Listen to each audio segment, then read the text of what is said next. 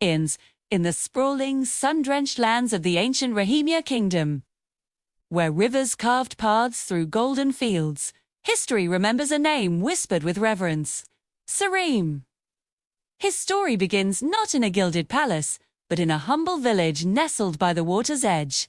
A place of quiet beginnings for a man destined for legendary status. This is the tale of Sarim, the commander of 500 warriors, the unwavering guardian of the fort of Panjnad. Panjnad was no ordinary fortress.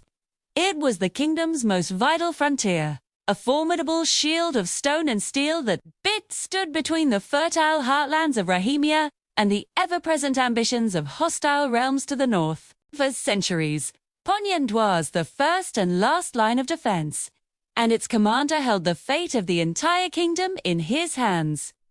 That commander was Sarim. From a young age, Sarim was different. While other boys played games of chase and conquest, Sarim's games were infused with a sense of purpose. He saw the world not just as a playground, but as a place to be protected, a home to be cherished. This innate sense of duty caught the eye of a traveling royal scout, who saw in the young boy's gaze a spark of something extraordinary. It was this spark that earned him a place at the prestigious Royal Academy of Arms, an institution that forged the kingdom's greatest protectors.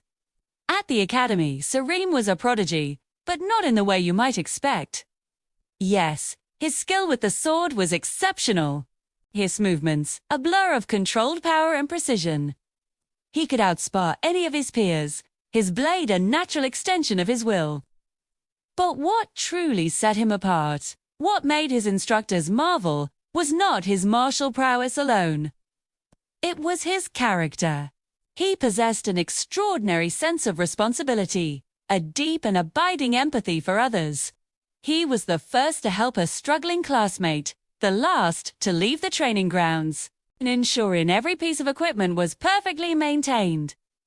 These were the traits that would define his leadership: discipline, fairness, and an unmatched courage, not just on the battlefield, but in the quiet moments of command. His instructors saw in him more than just a soldier. They saw a guardian. They saw a leader who could inspire loyalty, not through fear, but through genuine respect and care, who understood that a strong army was not just a collection of swords and spears, but a brotherhood of individuals, each with their own hopes, fears, and families waiting for them back home. Upon graduating with the highest honors, Sarim's rise through the ranks was swift, but earned. Every promotion was the result of proven leadership and unwavering dedication. By his late 20s, an age when many were still finding their footing, he was entrusted with the command of Panjnad's garrison. It was a monumental responsibility, one that would have crushed a lesser man, but Sarim embraced it as his sacred duty. Life at Panjnad was a constant state of readiness. Under Sarim's command, the fortress was a hive of disciplined activity. The day began before sunrise, with training drills that honed the skills of every soldier. Sarim was always there, training alongside his men, his presence a silent testament to his commitment. He believed that a commander should never ask his soldiers to do something he was not willing to do himself. He inspected the walls, checked the supply stores, and listened to the concerns of his troops. From the youngest wide-eyed recruit to the most seasoned, grizzled veteran, he made sure every single soldier understood the profound honor of their post. "We are not just guards on a wall," he would tell them, his voice calm but firm, resonating across the training yard. "We are the shield that keeps our families safe. We are the dam that holds back the flood. Every stone in this fortress, every arrow in our quivers, is a promise to the people of Rahimia. A promise of peace, a promise of security." This philosophy forged a bond within the garrison that was stronger than any fortress wall. His men loved him, not just as a commander, but as a brother.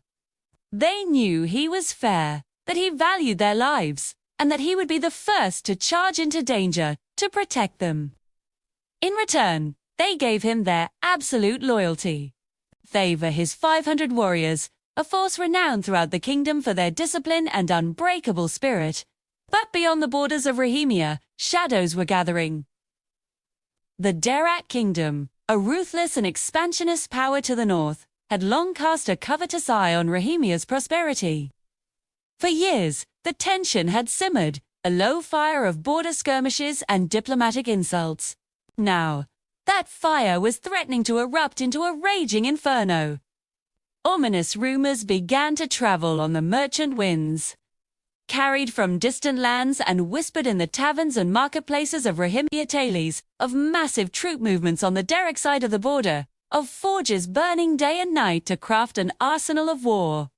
Whispers grew of ambitious warlords gathering their clans, fear banners, uniting under a single, malevolent purpose. The air itself seemed to grow heavy with anticipation, charged with the unspoken threat of an impending invasion. At the fort of Panjnad, Sarim heard these whispers. He saw the signs. His scouts reported increased patrols, their enemy counterparts more aggressive than ever. The usual tension on the frontier had sharpened into a palpable hostility. He knew, with a certainty that chilled him to the bone, that the long peace was drawing to a close. The whispers of war were becoming a roar. Sarim stood on the highest parapet of Panjnad, his gaze fixed on the northern horizon. The setting sun painted the sky in hues of orange and red, like a premonition of the fire and blood to come. He was not afraid. He was prepared. Every drill, every inspection, every lesson he had ever learnt or taught had been for this moment. The 500 warriors of Panjnad, his brothers in arms, stood ready. They were the shield of the kingdom, and he was their commander. The storm was coming, and Sarim, the guardian of the frontier, stood firm, ready to meet it. The fate of Rahimia rested on his shoulders, and he would not falter. The legend of Sarim was about to be forged in the crucible of war. We're just getting started. The winds whispered of war, a cold and sharp premonition that Sarim, the guardian of Panjnad, could feel in his very bones. He didn't dismiss it as mere superstition. Instead, he saw it as a warning, a sign from the land itself. With a quiet, unshakable resolve, he began to prepare. The fort's patrols were doubled, their routes weaving a tighter net of vigilance around the stone walls. Masons worked day and night, strengthening the ramparts, sealing every crack, turning Panjnad into an even more formidable bastion of Rahimian strength. But Sarim knew that stone and steel alone could not win a war. A fortress is only as strong as the will of its defenders. So, he drilled his soldiers relentlessly. From dawn till dusk, the training grounds echoed with the clash of swords, the thud of arrows hitting targets, and the rhythmic chants of men pushing their bodies to the limit. He was not a distant commander shouting from a high tower. He was there with them, on the ground, his own sword stained with sweat and dust. Two shared their simple meals, listened to their stories of home, and knew each of them by name. His leadership wasn't born of rank, but of respect. It was a humble, powerful presence that kept morale soaring high, transforming a garrison into a brotherhood, a family bound by loyalty and a shared purpose. They were ready. The night the attack came, the world held its breath. A blood-red moon hung in the sky, casting an eerie, crimson glow upon the silent land. The air was so thick with dread that even the crickets fell silent, and the desert animals hid deep in their burrows. It was a silence that screamed of impending violence. Then, the world shattered. A thunderous blast ripped through the night, a cataclysm of fire and force that disintegrated Panjnad's western gate. Splinters of ancient wood and shards of iron flew like deadly shrapnel. Through the smoking, gaping wound in their defenses, the enemy poured in.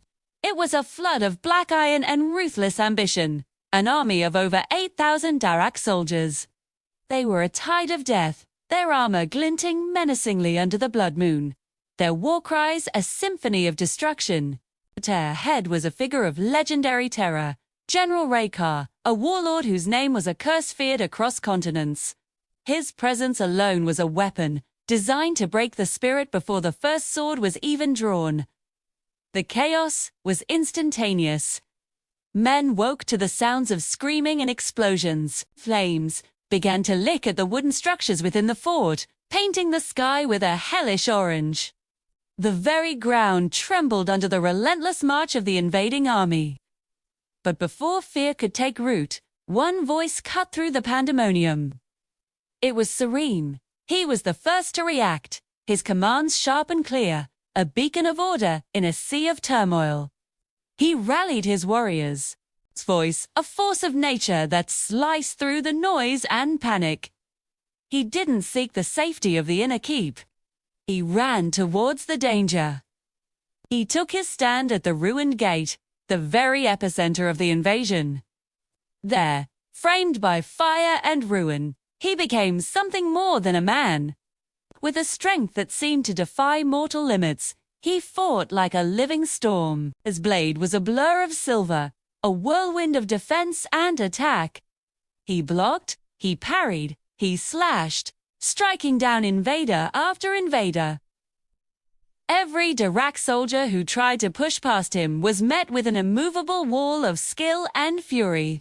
He was a one-man phalanx, a legend coming to life before his soldiers' eyes. This wasn't just a display of martial prowess. It was an act of pure courage, a roaring fire of defiance. And that fire was contagious.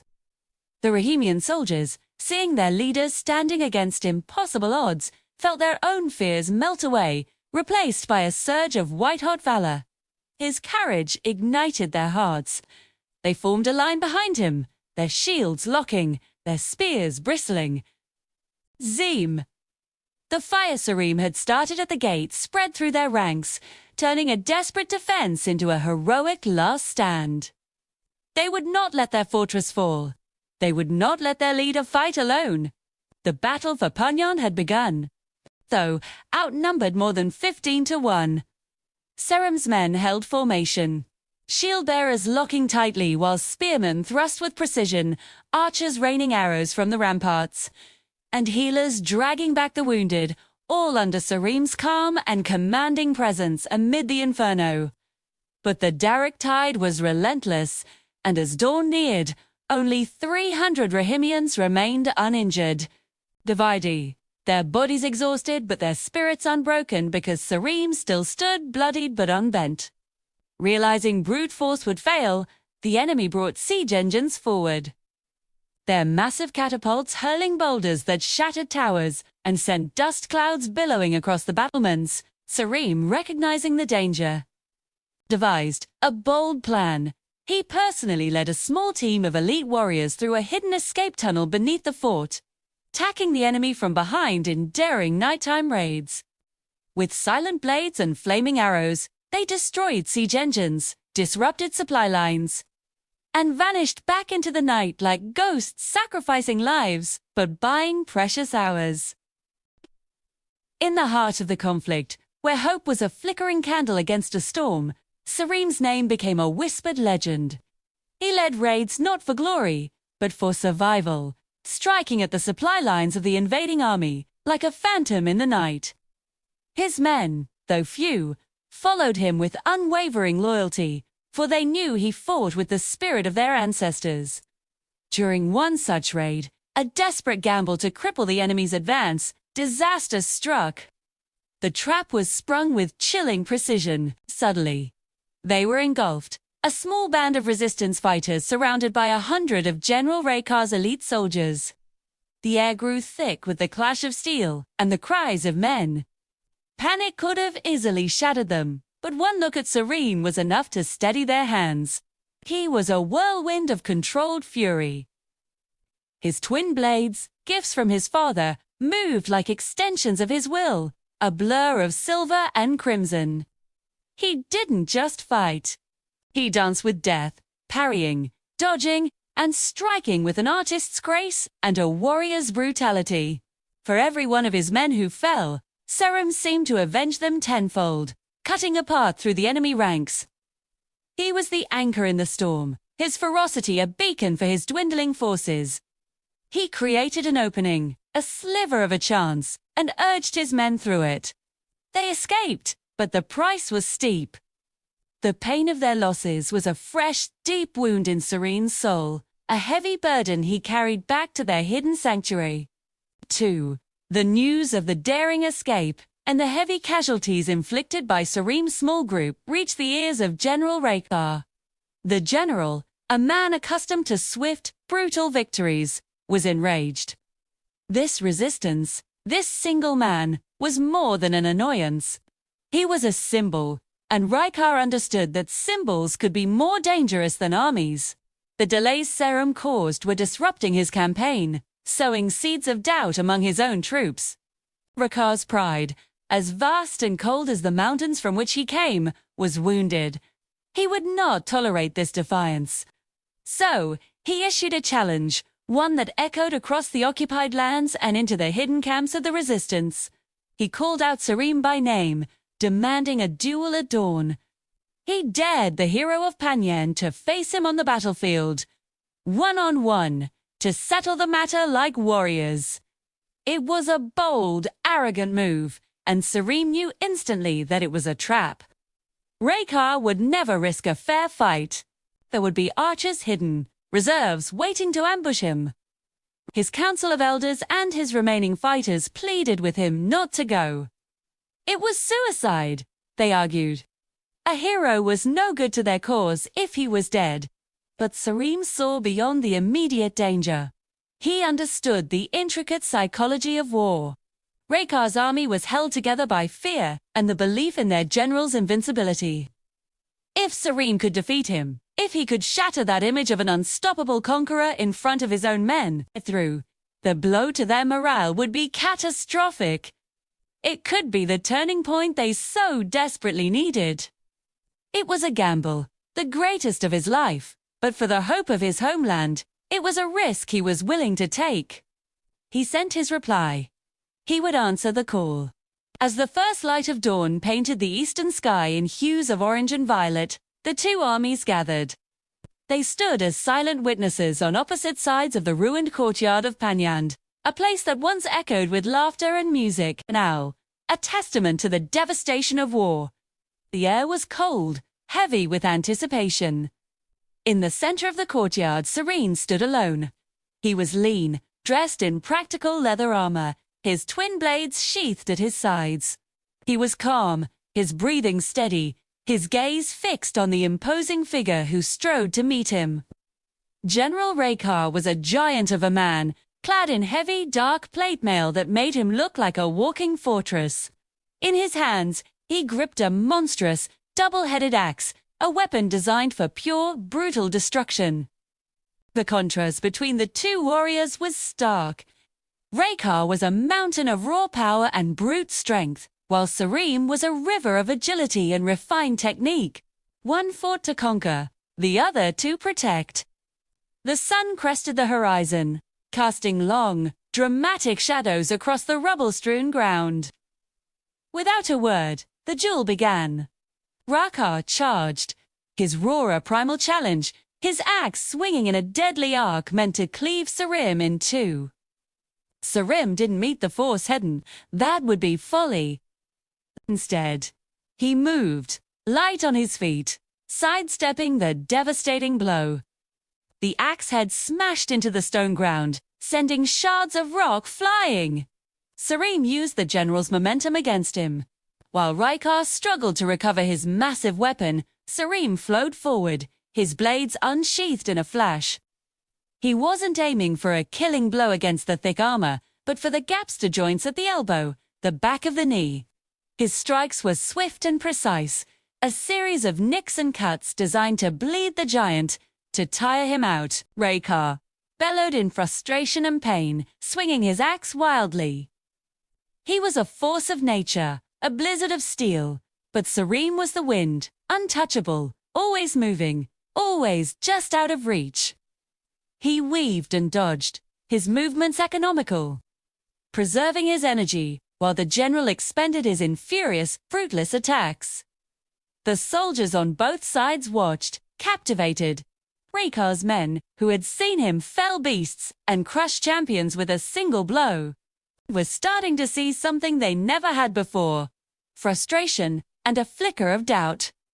Sarim's people, their hearts pounding with fear and hope, saw their hero fighting not just with skill, but with intelligence and an unshakable conviction. He was fighting for every fallen friend, every destroyed home, every stolen future.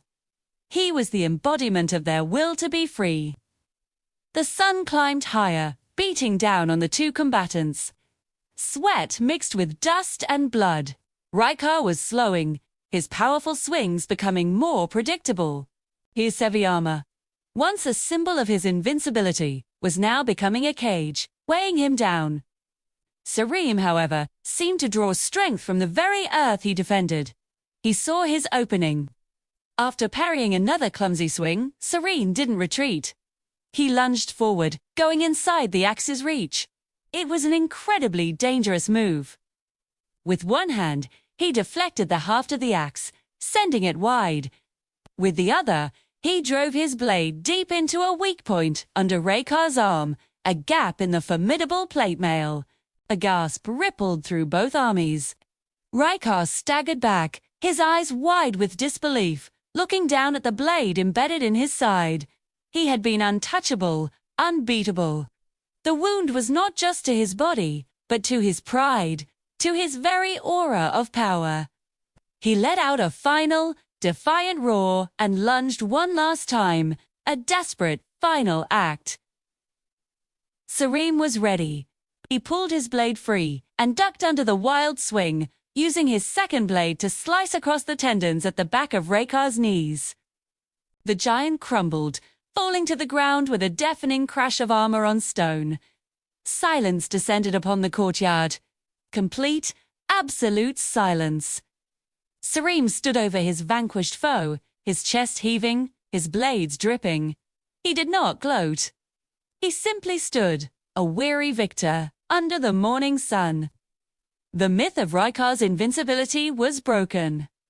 You could see the shock and dismay spread like a virus through the ranks of the invading army. Their foundation had been shattered. For Sarim's people, a wave of pure, unadulterated hope washed over them. Their hero had faced the monster and won. The battle was over. But Sarim knew the war was far from finished. This victory, however, was more than just a single duel. It was a signal. Déjà vu. It was the spark that would reignite the fires of rebellion across the land. It was the moment the legend of Sarim of Panjnad was truly born. Thank you so much for watching. If you enjoyed the story, please hit that like button and subscribe for more tales of heroism and adventure. Let us know in the comments what you think Sarim's next move should be. Until next time, the duel raged on, a storm of steel that shook the very foundations of the courtyard. The air crackled with the raw power of their clash, blades scraping against ancient stone, sending showers of sparks into the dust-filled air. Every swing from Rykar was a cataclysm. A hammer blow that didn't just aim for his opponent, but seemed to want to shatter the world itself. His sword crashed down, cracking the earth beneath Sarim's feet, the force of it vibrating through the bones of everyone watching. But Sarim was like water, flowing around the destruction. He moved with a precision that was almost supernatural, dodging blows that should have been unavoidable. Weaving through the warlord's relentless assault, Sarim's counters were a study in deadly efficiency. He didn't waste a single movement. His strikes were swift, targeted, and vicious. Each one found its mark, chipping away at Rakar's heavy armor, the sharp sound of steel on steel echoing like a death knell. He wasn't just trying to injure the giant, he was testing him. Flushing him, draining the seemingly endless well of the general's endurance. It was a dance of death, the brute force of a hurricane against the unyielding strength of a mountain. The soldiers of Rahimia watched, their hearts pounding in their chests, a mixture of terror and awe holding them captive. They had seen Rykar in battle before, a force of nature that swept aside armies. but they had never seen anyone stand against him like this. The fight reached a fever pitch. In a display of raw, terrifying strength, Rykar caught Sarim off balance. With a guttural roar that seemed to shake the very sky, he hurled Sarim across the entire length of the courtyard. Tsu. The smaller warrior sailed through the air like a discarded toy, crashing against the far wall with a sickening crunch. A collective gasp rippled through the ranks, even from Rahimia's own soldiers, their hopes plummeting. For a moment, there was only silence, the dust settling around Sarim's still form. The Darak began to cheer, their victory seemingly assured. But then a hand twitched. Sarim stirred. Slowly, painfully, he pushed himself up. His armor was dented, his body battered, and a trail of blood trickled down his arm from a deep gash. He was a portrait of exhaustion and pain, yet his eyes burned with an unquenchable fire. He refused to surrender. He refused to fall. He looked across the courtyard at the monstrous warlord and whispered the words that had become his mantra, a promise to his people and his city. Rahimia stands as long as I stand. The words were quiet, almost lost in the wind, but they carried the weight of an entire kingdom's survival. Seeing him rise again, a defiant spark in the face of overwhelming power, sent a surge of renewed hope through his warriors. The final act of their deadly ballet began. Rykar, enraged by Sarim's defiance, charged forward, his sword raised for a killing blow. A downward arc of pure destruction meant to end it all. But Sarim had been waiting for this. He had been pushing Rykar, goading him into this exact moment of reckless fury. With a final surge of adrenaline, Sarim sidestepped the fatal strike. The warlord's massive blade slammed into the ground where Sarim had been a split second before, burying itself deep in the stone. The opening was there. Sarim exploded into motion. In two rapid, blurring strikes, his sword bit deep into Rykar's shoulder, then his knee. The giant roared in pain and shock, his invincibility shattered. His stance faltered, his balance broken.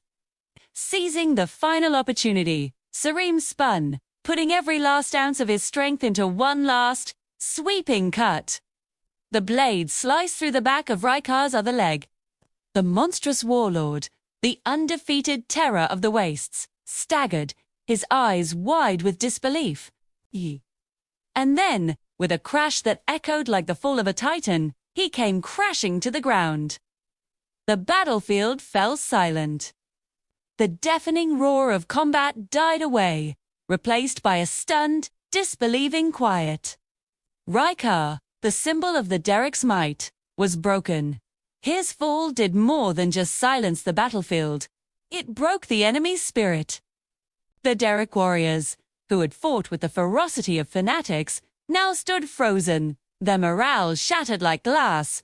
The aura of invincibility that had surrounded their leader was gone, and in its place, a seed of doubt and fear began to sprout. For a moment, it seemed the war was over. But the Darak were not a simple horde. They were a disciplined army. From their ranks a new voice roared, cutting through the stunned silence. Commander Varuis, Raykar's second-in-command, a man as ruthless as his fallen leader, stepped forward. He would not let his army collapse. Pointing his blade towards the beleaguered city, he rallied his troops. Their shock turned to rage, their grief into a thirst for vengeance. Varuis knew this was their last chance. He would throw everything they had left at the walls, a final, desperate attack to crush Panjnad before any reinforcements could possibly arrive. The Darak army, a wounded but still lethal beast, began to surge forward once more. On the ramparts, Sarim leaned heavily on his sword, his body screaming in protest. He was exhausted, his wounds bled freely, and his vision swam. He looked at his own forces. They were a shadow of the army that had started this siege. He had barely 200 warriors left standing. Their quivers were nearly empty, their food supplies gone. and their medical supplies were nothing more than a few stained rags. The city was on its last legs. Yet, they had won the duel. They had felled the giant, getting the last vestiges of his strength. Sarim climbed the steps to the top of the ramparts, his remaining warriors gathering below him. They were battered, bloody, and outnumbered. But as they looked up at their leader, they saw not a defeated man, but the embodiment of their defiance. Sarim looked down at their tired, hopeful faces, took a deep breath, and began to speak. Too, he knew these next few words would determine not just the outcome of this battle, but the fate of their entire civilization. He had to give them one last reason to fight, one last reason to believe that they could hold the dawn. Hughes stood before them, a commander surveying the remnants of his proud army. They were a shadow of their former selves, starving, their bodies a tapestry of fresh wounds and old scars. The enemy campfires flickered in the distance, a sea of lights that promised an overwhelming tide of steel at dawn. There, the air was thick with despair, a heavy blanket that threatened to smother the last embers of hope. Yet, he told them, though they faced impossible odds, they possessed something far stronger than anything the enemy could muster. They had purpose, a reason to fight that burned brighter than any campfire. They had a homeland, a sacred ground that echoed with the laughter of their children and the wisdom of their ancestors. And most importantly, they had each other, an unbreakable bond of loyalty forged in the crucible of shared sacrifice. His voice, though strained with fatigue, carried across the weary assembly. It wasn't a shout of command, but a steady, resonant current that flowed into the heart of every soldier. He spoke of their homes in Rahimia, of the fields they had tilled, the rivers they had fished, and the families who waited, praying for their safe return. He reminded them that they were not just soldiers. They were guardians. They were the thin, battered line between their world and its annihilation. His words were not just a speech. They were a fire, catching first in the eyes of a young spearman, then spreading to a grizzled veteran clutching a notched axe, until the entire company was ablaze. A final, defiant spark of courage ignited in the cold night. The weariness in their limbs was replaced by a surge of adrenaline, the hunger in their bellies forgotten. With a collective roar that defied their numbers, the Rahimians took up their weapons.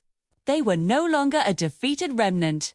They were lions, cornered but unyielding, ready to march into the jaws of battle one last time. The clash at dawn was brutal beyond words. The plains of Panjnad became a maelstrom of violence. The morning sun, which should have brought warmth and light, instead illuminated a scene of pure chaos. Shields shattered under the force of maces, swords splintered against armor, and the air filled with the deafening symphony of war, the clang of steel, the splintering of wood, and the guttural cries of men locked in mortal combat. The ground, once green and fertile, turned a sickening shade of crimson as bodies fell like wheat before a scythe. Sarim was at the very forefront of the onslaught, a whirlwind of motion and fury. He fought not from the safety of the rear, but from the bloody heart of the front line, his presence a beacon for his men. He refused to take a single step back, too, even as his own armor began to buckle and crack under the relentless enemy strikes. A blow from a warhammer demolished his shield, sending splinters of wood and metal flying, leaving his left side exposed. Still, he fought on, his sword a blur, parrying, thrusting, and cutting down one foe after another. The Rahimians, inspired by his fearless example, fought with a ferocity that stunned the Derek forces. They were a cornered animal, fighting with the desperation of those with nothing left to lose. But desperation, however potent, could not conjure strength from empty reserves forever. The sheer weight of the enemy's numbers began to tell. The Rahimian line bent, sagged, and teetered on the very edge of collapse. For every enemy soldier they cut down, two more seemed to take his place. Hope, which had burned so brightly just hours before, began to flicker and die. It was in this moment of utter despair, as the last of their strength ebbed away, that a sound echoed across the blood-soaked plains. It was a horn, its call deep, resonant, and achingly familiar. It was not the brazen, unfamiliar call of the Darrick horns. It was the sound of home. It was the horn of Rahimia's royal army. Every Rahimian head, bowed in exhaustion and defeat, snapped up. Through the dust and smoke of battle, they saw them a river of steel and banners cresting the hill. At the head, unmistakable even at a distance, was Prince Rihan himself, his golden armor gleaming in the morning sun. 2,000 fresh cavalry and infantry, a sight so beautiful it felt like a dream, were charging down the slope. Their arrival wasn't just a reinforcement. It was a divine answer to 1,000 desperate prayers. The cavalry crashed into the unprepared Darrick flank like a tidal wave, the thunder of their hooves shaking the very earth. The impact was catastrophic. The enemy, who had been moments from victory, suddenly found themselves caught in a vice. Their formation, already stretched thin by the stubborn Rahimian defense, shattered completely. It, a far more effective weapon than any sword, spread through their ranks like wildfire. Their morale, weakened by the unexpectedly brutal fight, crumbled into dust. The Rahimian reinforcements methodically cut off their avenues of retreat, their fresh energy and organized lines overwhelming the now disarrayed and terrified enemy. The tide of battle had not just turned. It had become a flood, washing away the invaders in a torrent of righteous fury. The lions of Rahimia were no longer cornered. They were victorious. Make sure to hit that subscribe button and ring the bell.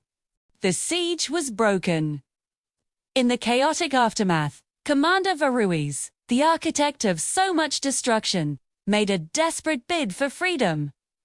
His escape was short, cut off and cornered. He was captured, his pride shattered.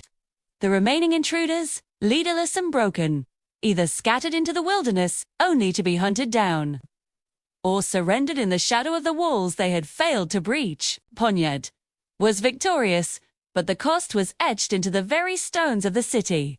Amidst the cheers and the tears of relief, one figure stood as the epicenter of it all. Sarim had fought with a ferocity that defied mortal limits, a whirlwind of steel and resolve. He had pushed his body and spirit to the brink, and then far beyond it. There, as the last enemy fell and the adrenaline of battle finally receded, the immense weight of his exhaustion crashed down upon him. His legs buckled, his vision blurred, and he collapsed onto the blood-soaked ground, the world fading to black. Prince Rihan, who had witnessed Sarim's impossible stand, rushed to his side. He knelt, his voice thick with awe and gratitude. "Sarim," he declared, his words ringing out for all to hear, "you are the savior of Rahimia." Gently, with the reverence one would show a sacred relic, the prince lifted the fallen warrior into his arms and carried him toward the royal healers, a procession of hope following in his wake. 4 days, Sarim lingered in a state between life and death. The healers worked tirelessly, stitching his wounds and tending to his shattered body. When he finally awoke, the first thing he saw was not the familiar ceiling of his own quarters, but the ornate canopy of a royal bed. Seated beside him was the king himself. His expression won a profound respect. The king's voice was low, but carried the weight of a nation's gratitude. He told Sarim that his valiant defense of Panjnad had done more than just save a city. News of his stand had spread like wildfire across the kingdom. A spark in the darkness that had ignited a fire of unity and courage in every province. Cities that had wavered now stood firm. People who had despaired now found hope. Panjnad was not just a victory. It was a symbol. To honor this incredible feat, the king bestowed upon him a new title, one that would be forever linked to his name: Sarim, the Unbreakable. As a token of this honor, he presented Sarim with a ceremonial sword, its hilt crafted from pure gold, its blade polished to a mirror sheen. "Your deeds," the king proclaimed, will be engraved into stone. Cheer story will be preserved in the memory of our nation for all generations to come. When Sarim was finally strong enough to travel, he returned not to a city of ruins, but to a Panjnad being rebuilt, stronger and more defiant than before. As he rode through the gates, the people stopped their work. A hush fell, quickly broken by a ripple of applause that grew into a thunderous ovation. They lined the streets, tears of joy streaming down their faces, their voices chanting his name. Parents lifted their children onto their shoulders, pointing and saying, "There is the hero who protected our future. There is Sarim the Unbreakable." One might expect such a hero to embrace a life of luxury and ease, to retire to a palace and enjoy the rewards of his valor. But that was not Sarim's way. He politely declined the offers of land and titles beyond the one the king had given him. With a humility that was as profound as his courage, he resumed his duties as the city's guardian. You could be found every day on the training grounds, sparring with new recruits, his movements still fluid and precise despite his scars. He taught them that true strength was not found in the sharpness of a sword or the thickness of a shield. It lay in purpose. It lay in compassion for those you protect.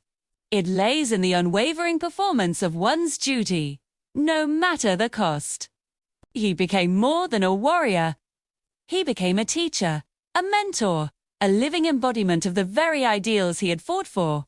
And so, Sarim lived out his days, not as a distant legend, but as a beloved and accessible figure in the city he had saved. Long after the fires of battle had faded into memory, and the walls of Panjnad stood gleaming anew, the legend of Sarim, the Unbreakable, continued to echo across the land of Rahimia. His story was woven into the fabric of the nation's identity. Poets sang songs of the lone warrior who held a gate against an army. Merchants whispered his tale in bustling marketplaces, a story of courage against impossible odds. In the quiet of the evening, elders would gather children around the fire and tell them of the guardian of Panjnad, the man who stood against an empire and refused to fall. His legacy was not one of conquest or power, but of resilience and sacrifice. It became immortal, a timeless reminder that even in the face of overwhelming darkness, the courage of a single, dedicated soul can be enough to save a nation. The name Sarim became synonymous with hope, a beacon for all future generations. If you enjoyed this video and want to see more content just like it, do me a huge favor and smash that subscribe button. And don't forget to ring that little notification bell next to it. Bye for now. See you soon.